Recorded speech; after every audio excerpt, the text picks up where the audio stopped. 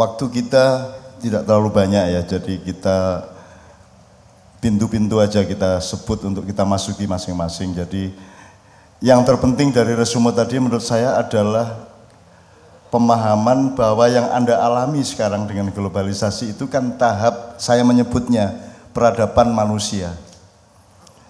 Belum peradaban Abdullah, belum peradaban Khalifatullah.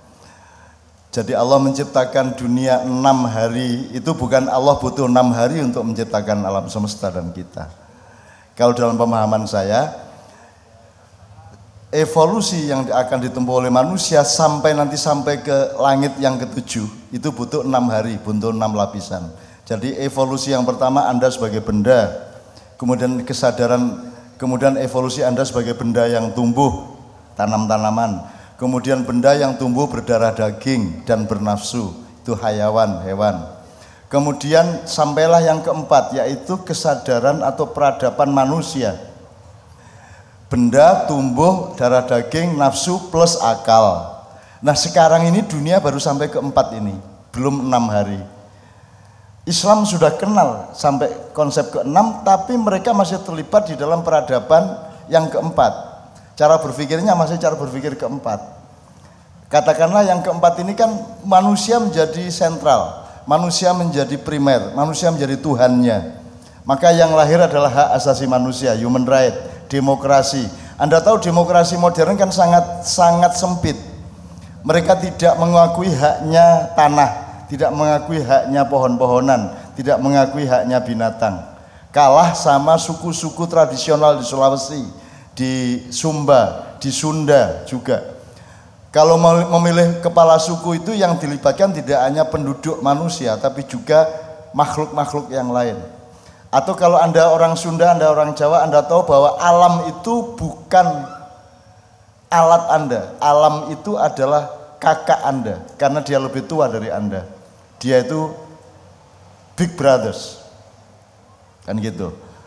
Jadi Anda tidak boleh tidak sopan kepada pohon, Anda tidak boleh tidak sopan kepada hasil tambang, Anda tidak boleh tidak sopan kepada tanah, laut dan semuanya. Itu kakak Anda harus hormati. Maka di Jawa atau di Sunda, setiap benda itu dihormati sebagaimana manusia atau dimanusiakan, dimenungsake. Mereka bahkan diberi nama dan gelar-gelar sebagaimana manusia. Ini gamelan Kiai Kanjeng, padahal dia bukan manusia. Kiai Kanjeng bukan nama grupnya. Nah teman-teman sekalian, Amerika, Kanada semuanya itu masih pada tahap peradaban kemanusiaan atau manusia. Maka lahirlah sekularisme. Loh memang mereka belum kenal Tuhan kok.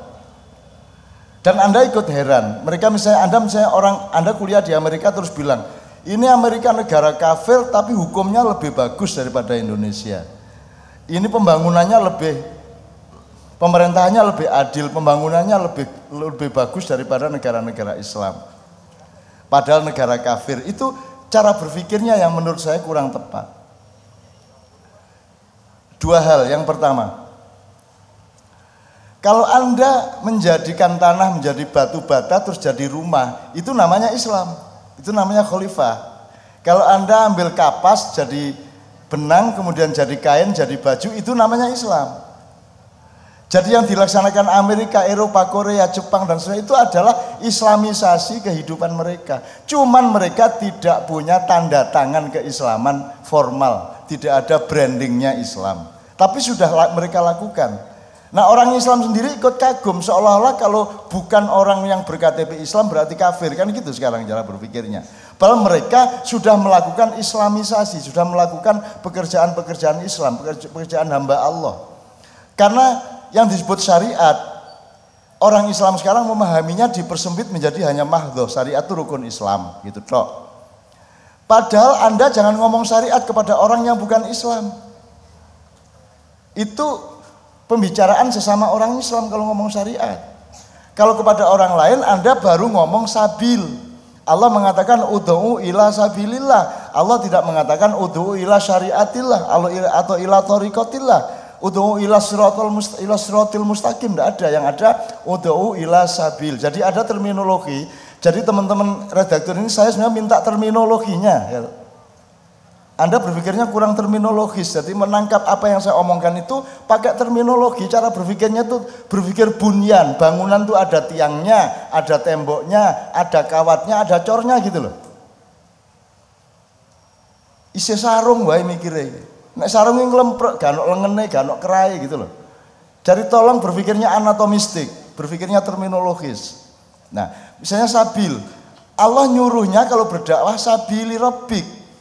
Panggil ke jalan Allah yang pasih pada tahap sabil. Sabil itu arah. Yang penting arahnya dikasih tahu dulu. Nanti kalau orang sudah mau menuju arah itu, baru dikasih tahu ini loh jalannya untuk menuju ke sana. Itu namanya syari. Jalan juga. Syariat itu birokrasi di jalan itu, markanya, tanda-tanda lalu lintasnya. Itu namanya syariat. Orang luar jangan disuruh masuk syariat dulu. Dikasih tahu arahnya dulu, sabil dulu. Maka ud'u ila sabili rabbik. Itu pun sabili rabbik, bukan sabili ilahik. Ini tolong dibedakan juga secara terminologi, Sel. Kan saya sudah bilang qul a'udzu birabbin nas juga sudah ada. Semua terminologinya sudah saya jelaskan. Defaultnya orang memerintah itu qul a'udzu birabbin nas, yaitu kasih sayang dan pengayoman. Itu default. Anda jadi gubernur, presiden, direktur perusahaan, bapak rumah tangga, nomor satu itu pokoknya sayang dan mengayomi. Kalau terpaksa baru pakai kekuasaan, sembahyang kamu. Saya sindir-sindir nggak tahu dari tadi, sholat sekarang, baru pakai kekuasaan. Ngerti ya? Baru setelah qul a'udzu birabbin nas baru malikin nas. Kita menghindar jangan sampai ilahin nas. Kalau ilahin nas itu kan kita pakai kekuatan sampai anaknya nyembah ke kita. Itu ilahin nas. Pemerintah selama ini yang ada di dunia langsung pakai ilahin nas, langsung pakai kekuatan, langsung nodong pakai senjata, langsung pakai birokrasi. Seharusnya defaultnya orang memerintah, orang mengelola, orang memanage itu adalah Rabbin nas, rububiyah, baru uluhiyah, baru mulukiyah, baru uluhiyah. Itu pun kalau bisa tidak usah pakai kekuasaan. Saya seumur hidup tidak pernah pakai kekuasaan kepada siapapun saja. Saya hanya pakai kasih sayang dan pengayoman. Karena rububiyah, Rabbun, bukan malikun, bukan ilahun. Tolong, itu yang saya maksudkan. Ya, oke. Saya kembalikan ke peradaban manusia. Mereka memisahkan agama dan negara. Lu bagaimana sih? Semua unsur negara itu milik Allah. Dari rumput sampai tanah sampai laut semua itu milik Allah. Bagaimana kamu mau memisahkan Allah dari negara, agama dari negara? Mereka pikir agama itu bikinan manusia, makanya ada sekularisme. Tidak ada agama bikinan manusia. Bikin manusia jenenge parpol sama klub mancing.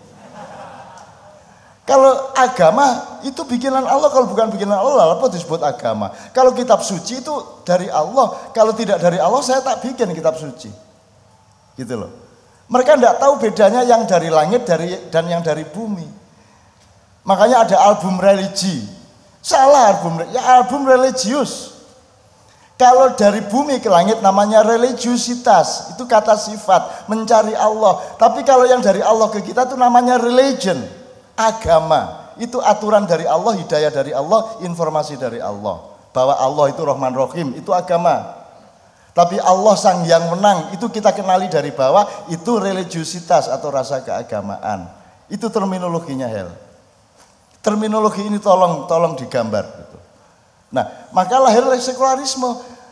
Kalau saya tidak bisa pakai sekularisme karena, kapan saya tidak ketemu Allah? Bagaimana saya memisahkan diriku dari Allah? Detak jantungku aja 100% disetel oleh Allah dan akan dihentikan oleh Allah kok. Saya tidak bisa nyetel kok. Tak suruh istirahat tidak bisa, tak suruh agak lebih lambat tidak bisa, tak suruh lebih cepat tidak bisa, kan gitu. Bagaimana saya mau memisahkan diri dari Allah? Sekularisme itu lahir dari peradaban yang mengenal manusia sebagai Tuhan, manusia sebagai yang paling penting dalam kehidupan. Dia belum sampai ke posisi hamba Allah. Oh ternyata kita ini hamba toh, kita ini cuma dibikin, kita ini cuma karyawan, kita ini cuma buruh. Lah buruh itu melakukan apa kan tergantung juragannya, bukan tergantung buruhnya. Maksud Anda dipegangi truk terus Anda pakai kemana-mana semau Anda. Kan yang menentukan majikan, yang menentukan kan perusahaan. Nah perusahaan ini direktur utamanya adalah Allah Subhanahu Wa Taala. Itu kesadaran hamba. Setelah kesadaran hamba Allah, baru meningkat ke kesadaran khilafah. Kita itu bukan hanya hambanya, kita itu dutanya, kita itu mandatarisnya. Itu lebih tinggi lagi kesadarannya. Nah, kita butuh minimum 2 kurun waktu untuk sampai ke khilafah. Jangan dipikir saya tidak setuju khilafah. Satu-satunya pilihan manusia adalah menjadi khalifah. Karena ini jailun fil ardi khalifah. Itu ya, mohon maaf ini saya pertegas kembali. Jadi sekularisme lahirnya, saya tidak memusuhi sekularisme. Saya cuma tidak tega. Anda kok tidak bisa menemukan Tuhan? Kamu pikir detak jantungmu itu karya siapa?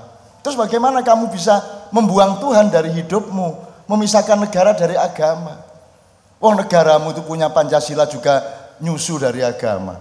Semua kata-katanya adil, hikmah, musyawarah, wakil, semua ngambil dari agama. Itu konsepnya Tuhan. Nikah saja dari agama kok. Tadi ada pernikahan kebangsaan. Emang ada kata nikah di luar Islam? Nikah itu sebuah konsep langit bumi silang. Kalau kawin itu horizontal. Kadang miring, kadang tengkurup, kadang melumah. Itu kawin. Kalau nikah itu konsepnya Tuhan. Maka di dalam urusan-urusan orang-orang nikah, biasanya kalau saya disuruh ngomong, saya bilang nikah itu lebih penting daripada negara. Kalau negara bukan ide Tuhan, tapi kalau nikah itu ide Tuhan. Dan orang tidak diazab asal masih ada yang nikah, masih berkeluarga dengan baik, tidak akan ada azab Allah yang besar. Tapi kalau negara hancur, Tuhan tidak ada masalah. Tapi kalau sampai orang tidak nikah, punya anak tok tanpa nikah dan seterusnya, pasti akan hancur peradabannya. Allah yang akan menghancurkan. Jadi teman sekalian, Anda ini sekarang adalah orang globalisasi. Harap ingat bahwa Anda sudah sampai ke tahap khalifatullah, tapi Anda hidup di tengah peradaban yang masih insaniyah, belum khilafiyah. Nah, Anda harus bersabar, Anda harus arif, jangan kesusu, jangan dipaksakan. Orang yang masih ngertinya hanya kemanusiaan, jangan disuruh Abdullah dulu, diperkenalkan ila sabili rabbik tadi. Supaya mereka dapat hidayah dari Allah. Dan jangan lupa, Anda tidak bisa berdakwah kepada orang. Anda hanya bisa menyampaikan, tapi Anda tidak bisa merubah manusia. Innaka la tahdi man ahbabta walakinallaha yahdi man yasha. Kamu tidak akan bisa memberi hidayah kepada siapapun yang kamu cintai. Aku yang memberi hidayah kepada siapapun yang aku kehendaki. Jadi jangan lupa, hak prerogatif Allah itu ada pada Dia benar-benar. Dan kita ini cuma bekerja saja. Kita ini cuma nanam aja, nanti yang bikin panen Allah. Anda cuma niduri istri Anda, yang bikin hamil Allah. Jangan pikir Anda bisa menghamili. Anda cuma numpang enak. Kan begitu. Hakikat begini ini kan sangat sederhana. Nah teman sekalian, Indonesia lebih maju, sudah punya ketuhanan yang Maha Esa, berarti dia sudah punya awal dari kesadaran Abdullah. Tapi kita ini punya Pancasila, mau menggali tambang pernah minta izin sama Allah? Pernah minta izin? Orang yang ngambil batu bara, mengizinkan Freeport itu dulu minta izin nggak sama Allah? Ini dianggap sesuatu yang lucu, loh enggak lucu. Nenek moyang kita sampai hari ini di desa-desa ada namanya ruwat deso, merti deso. Apa itu artinya? Menunjukkan hubungan dia, keteguhan hubungan dia dengan Tuhan. Terima kasih tanah, terima kasih ada tanaman, terima kasih ada panen. Maka terus mereka bikin ruwat desa. Seharusnya kita butuh ruwat negoro, kita butuh merti negoro, kan begitu. Negara tidak pernah sadar, negara ini 2 langkah di belakang desa. Padahal negara yang memimpin desa, ya semesti jebole. Mereka kalah beradab dibanding orang desa, pemerintah pusat itu. Sombong mereka dengan ilmunya, padahal ilmunya baru sampai tingkat hari keempat. Sementara Ma'iyah dan orang dusun hidupnya sudah hari ke-6. Jawa tanpa ada Islam pun sudah hari ke-6. Cuma Jawa tidak ngerti brandingnya saja. Tidak ngerti bahwa itu namanya Allah, punya sifat Rahman Rahim, tidak tahu. Itu harus Allah sendiri yang ngasih tahu. Tapi mereka sudah berperilaku dan berakhlak di hari ke-6. Jadi hari ke-6 itu maksud saya tahap evolusi puncak dari manusia. Kalau Anda lulus di hari ke-6 ini, Anda masuk ke hari ke-7, yaitu pertemuan dengan Allah di langit yang ke-7. Gitu ceritanya, Rek. Sebenarnya sudah lengkap semua di Ma'iyah. Amin ya rabbal alamin. Nah, untuk itu teman sekalian, Anda harus arif, harus bersabar. Anda ini ngemong dunia, ngemong Indonesia. Nggak bisa kamu paksa. Nggak bisa kamu paksa. Kita tidak berangkat dari nol. Kita ini berangkat dari sudah terlanjur kayak gini keadaannya. Kita harus fade on, fade in, fade out, fade in, fade out. Kita cicil sedikit sih. Makanya saya kasih silmi. Allah menuntutnya udkhulu fis silmi kafah, bukan udkhulu fil islami kafah. Pasti ada bedanya maksud Allah silmi dengan Islam. Saya memahaminya silmi itu saisamu, mastata'tum. Kamu ndak hafal Quran, kalau memang tidak mungkin hafal Quran sudah ndak apa-apa, yang penting kelakuanmu baik, yang penting kamu mengamankan tetanggamu. Hafalnya cuma liilah ngimami bolak-balik kulhu inna atoina, kulhu inna atoina, kulhu inna gak apa-apa wis. Asal output kelakuanmu baik, asal kamu menyayangi orang, asal kamu jangan nyakiti siapa-siapa, itu sudah cukup. Namanya mas tatoktum tadi itu, saiso-isomu, itu namanya silmi. Kalau nggak ada silmi hancur kita. Karena harus Islam, harus berontak, harus kita kudeta, harus kita revolusi supaya menjadi khilafah Islam. Itu tidak akan mampu kita lakukan karena kita akan bunuh-bunuhan melawan Banser. Bunuh-bunuhan melawan Ansor, bunuh-bunuhan melawan Kokam, bunuh-bunuhan melawan kita sendiri.